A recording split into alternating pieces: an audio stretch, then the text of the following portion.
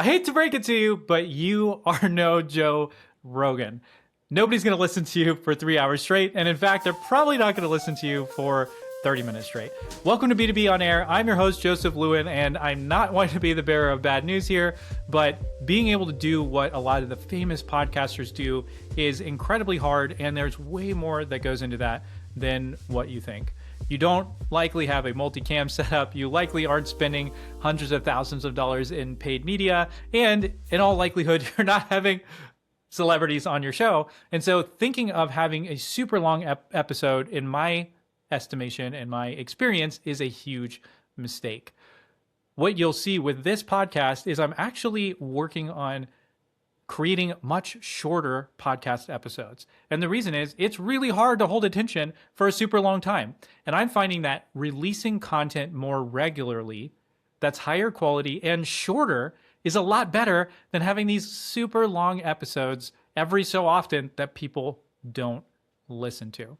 Now, I'm sure you're going to have your raving fans that are going to listen all the way through, but the podcasts that stay and sustain for the long haul, they're pumping out content consistently where people are looking forward to getting that next hit.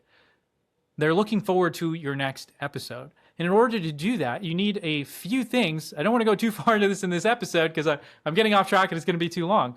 But what they're really looking for is, they want to learn.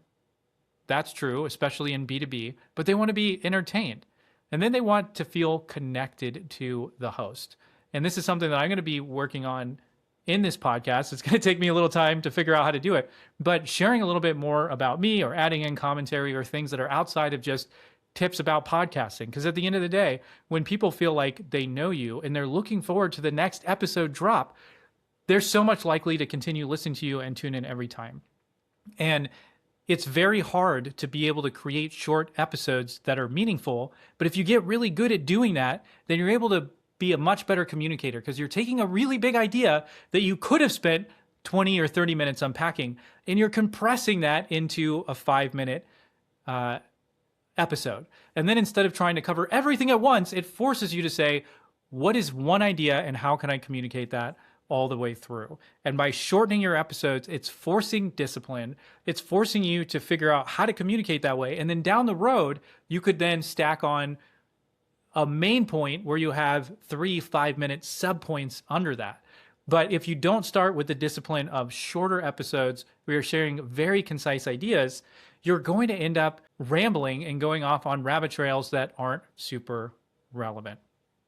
And so figuring out how to get shorter episodes that are super value packed more regularly is what I'm seeing working super well right now. And I'll tell you how it goes as I continue to run this podcast.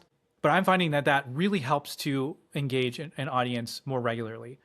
And as a final point on this, this doesn't only apply to solo content, like what I'm doing right now. If it is solo content, absolutely, please keep it short. But even with guest content, the show that we work on at Scrappy ABM that is the biggest, most successful show is Do This, Not That. It's Jay Schwedelson's show.